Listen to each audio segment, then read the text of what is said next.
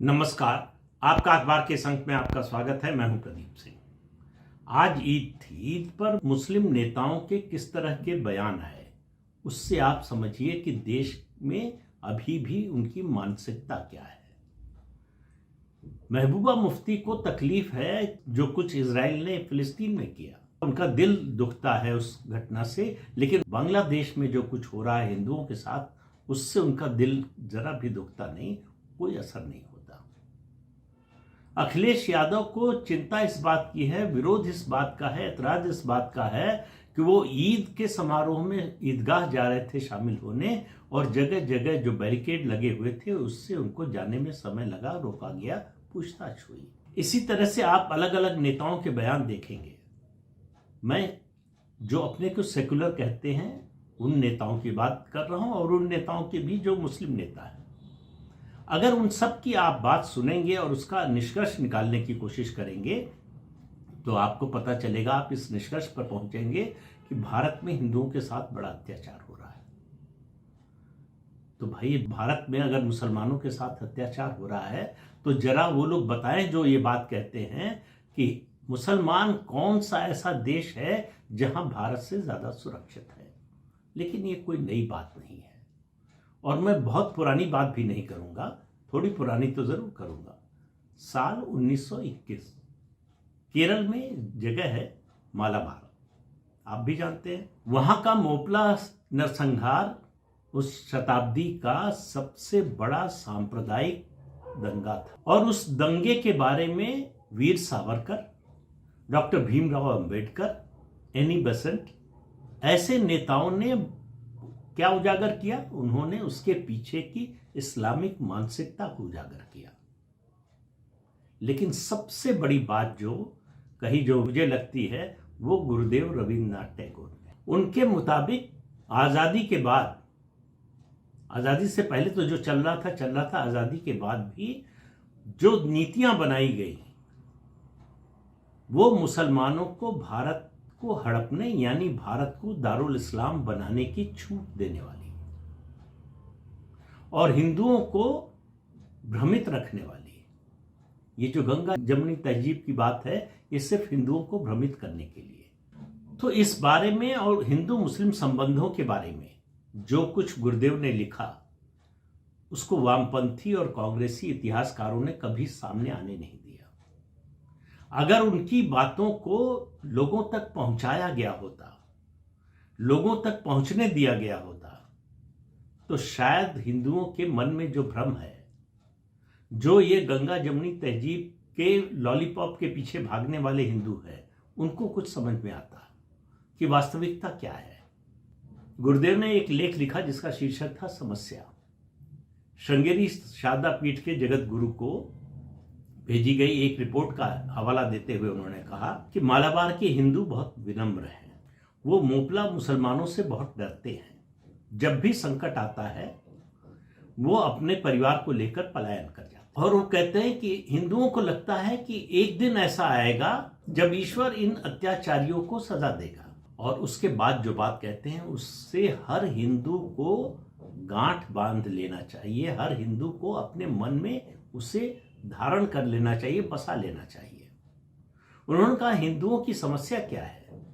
हिंदुओं की सबसे बड़ी समस्या यह है कि वो जो सांसारिक समस्याएं हैं उनका समाधान व्यवहारिक रूप से नहीं करता है, उसके बजाय उसको ईश्वर पर भरोसा हो जाता है, ईश्वर पर आश्रित हो जाता है कि उनकी समस्या का हल जो है ईश्वर निकाल देंगे, जो अत्याचारी हैं उनको एक दिन दंडित कर देंगे। और ये आपको मालाबार नहीं, सोमनाथ में जो हुआ, जिस तरह से देश भर में हिंदू मंदिरों को तोड़ा गया, भगवान की मूर्तियों को तोड़ा गया, उन सब में आप देखेंगे। और सबसे बड़ा उदाहरण तो फिर कह रहा हूं सोमनाथ का ही है, जहां पुजारियों को लगा कि महादेव खुद रक्षा करेंगे, महादेव के मंदिर पर कौन आक्रमण कर सकता है, कौन तोड़ सकता है। और गुरुदेव की एक बात और सुनिए, और हमेशा के लिए याद रखिए। उन्होंने कहा हिंदुओं ने आत्मरक्षा न करके ईश्वर का सबसे बड़ा अपमान किया है। और यही बात आत्मरक्षा की वीर सावरकर सिखाते थे कि हिंदुओं को आत्मरक्षा के लिए तैयार रहना चाहिए।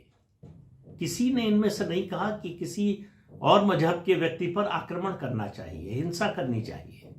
सबने आत्मरक्षा की बात की, और आत्मरक्षा वही कर सकता है जिसके साथ दो चीजें हो, एक एकजुट हो और ताकतवर हो। कमजोर अपनी आत्मरक्षा नहीं कर सकता और बटा हुआ समाज अपनी आत्मरक्षा नहीं कर सकता। मालाबार की हिंसा और ये मोपला जो मुसलमानों ने नरसंहार किया, उसकी जो कथा है वो आप सुनेंगे तो आपकी रूह कांप जाएगी, जिस तरह का अत्याचार हुआ। उस सब को ढकने के लिए, उसको छिपाने के लिए कहां से प्रयास हुआ? सबसे बड़ा प्रयास हुआ महात्मा गांधी की ओर से। उन्होंने इसे जमींदारों और किसानों का संघर्ष बताकर कहानी खत्म कर दी। अब ये स्थिति आई क्यों? गुरुदेव ने लिखा है कि 800 साल पहले, वो मोपला नरसंहार के बाद लिख रहे हैं, उन्होंने कहा 800 साल पहले मालाबार के राजा ने अरब से आए व्यापारियों को अपने राज्य में बसने की इजाजत दे दी। उनके मंत्रियों ने सलाह दी कि व्यापारी हैं, इनको बसने देना चाहिए। उसके बाद वो धर्म परिवर्तन करने लगे। राजा ने मूर्खतापूर्ण फैसला लिया और धर्म परिवर्तन की भी अनुमति दे दी, और उसकी सजा हम आज तक भुगत रहे हैं। तो राजा का एक गलत निर्णय कैसे पीढ़ियों को प्रभावित करता है, उसका उदाहरण है मालाबार। और हिंदुओं को लगता रहा, मालाबार के हिंदुओं को और देश भर में हिंदुओं को, कि ऐसे अत्याचारों से उन्हें ईश्वर बचाएंगे, ये ईश्वर के कारण हो रहा है, वही हमको बचाएंगे। और उन्होंने कहा कि यही कारण है कि हिंदू बढ़ते गए और उनमें से बहुत से मुसलमान हो गए। उन्होंने कहा सिर्फ अत्याचार के बारे में सोचते रहेंगे तो उससे कोई परिणाम नहीं निकलेगा। अगर इस अत्याचार को रोकना है तो इस मूर्खता से छुटकारा पाना होगा कि ईश्वर आके बचा लेंगे, हमको आत्मरक्षा की जरूरत नहीं है। जिस दिन हम एकजुट हो जाएंगे, अब इसमें से आप वो बात निकाल सकते हैं जो उत्तर प्रदेश के मुख्यमंत्री योगी आदित्यनाथ ने कही कि बटोगे तो कटोगे। उन्होंने कहा इस मूर्खता से छुटकारा पा लेंगे जिस दिन, उस दिन अत्याचारी हमारे सामने आत्मसमर्पण करेगा। यानी फिर उनका एक निबंध संग्रह है, स्वामी श्रद्धानंद शीर्षक से उन्होंने निबंध लिखा है। उसमें लिखा है कि अल्लाहू अकबर का नारा मुसलमान लगाएगा तो सब इकट्ठा हो जाएंगे, कोई मतभेद नहीं होगा, कोई सवाल नहीं उठेगा, कोई विवाद नहीं होगा। और मतलब उनकी पीड़ा को समझिए। वो कहते हैं कि हम पुकारेंगे तो कोई नहीं आगे आएगा।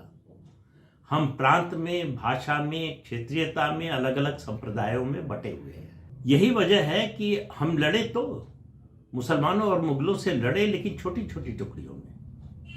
नतीजा यह हुआ सब मारे गए। जो उन्होंने नहीं कहा उसका इशारा यह है कि अगर एकजुट होकर लड़ते तो हमारी ये दुर्दशा न हुई होती। और फिर चेतावनी देते हैं उसी लेख में, निबंध में, वो कि अपने बच्चों के भविष्य के बारे में सोचिए।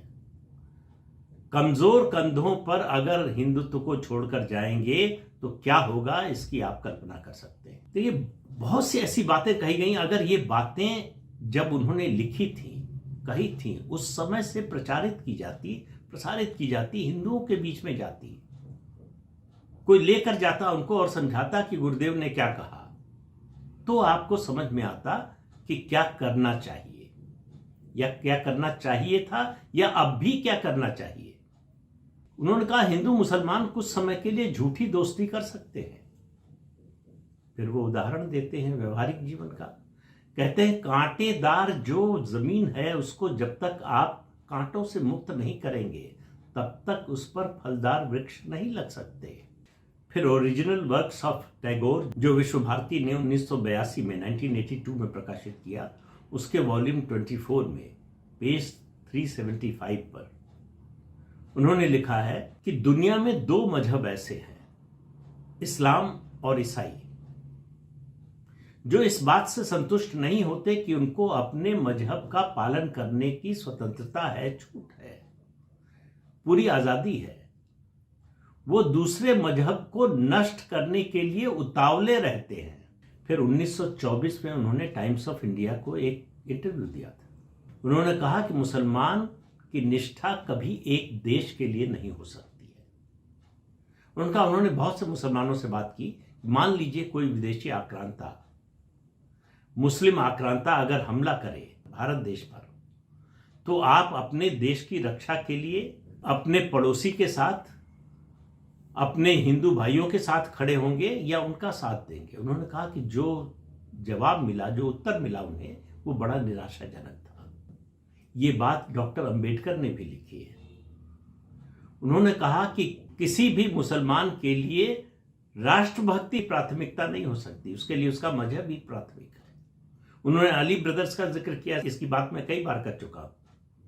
उन्होंने लिखा कि अली ब्रदर्स जिन्होंने स्वतंत्रता संग्राम में हिस्सा लिया, वो भी अपनी वसीयत में लिख कर गए कि मरने के बाद उनको मुस्लिम देश में दफनाया जाए, भारत में नहीं।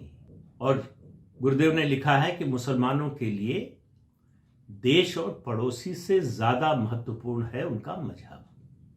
तो ये जो शुरू में मैंने बात कही, उन्होंने कहा कि छूट दी गई मुसलमानों को कि वो इस पूरे देश पर कब्जा कर सके जो वो बंटवारे से नहीं कर पाए। इस तरह की नीतियां बनाई गई, हिंदुओं को भ्रमित रखा गया, उनको गंगा जमुनी तहजीब का जो है लॉलीपॉप दिखाया गया। आज तक हम उसमें गिरे हुए, उसमें फंसे हुए हैं। हमारे दिमाग में स्पष्टता ही नहीं है कि हमारी प्राथमिकता क्या है। मुसलमानों के यहां कोई कंफ्यूजन नहीं है, उनके यहां कोई भ्रम नहीं है। उनके लिए सिर्फ और सिर्फ मजहब सबसे आगे है, पहला भी है, आखिरी भी है। ये देश प्रेम, राष्ट्र प्रेम, भाईचारा, ये सब तात्कालिक बातें हैं। समय के अनुसार जो गुरुदेव ने कहा कि थोड़े समय के लिए जो है वो ये नाटक कर सकते हैं हिंदू मुसलमान साथ होने का, साथ रहने का, लेकिन अंततः मुसलमान के लिए उसका मजहब ही सब कुछ है। तो जो 2-3 बातें उन्होंने कही, ये मतिभ्रम दूर कीजिए, ये अपने दिमाग की मूर्खता को निकालिए, एकजुट होइए, एक होइए, संगठित होइए और आत्मरक्षा। उन्होंने कहा अगर आत्मरक्षा नहीं करते हैं आप, तो ईश्वर का इससे बड़ा अपमान नहीं करते हैं। लेकिन सवाल यह है कितने हिंदू इस बात को समझते हैं। उनको लगता है कि ये सब मुसलमानों के खिलाफ बोला जा रहा है। गनीमत है कि ये बातें गुरुदेव रविंद्रनाथ टैगोर ने की है, अगर किसी पॉलिटिकल पार्टी के नेता ने की होती। लेकिन जो पॉलिटिकल पार्टी के नेता के साथ होता है, ऐसा नहीं कि गुरुदेव के साथ नहीं हुआ।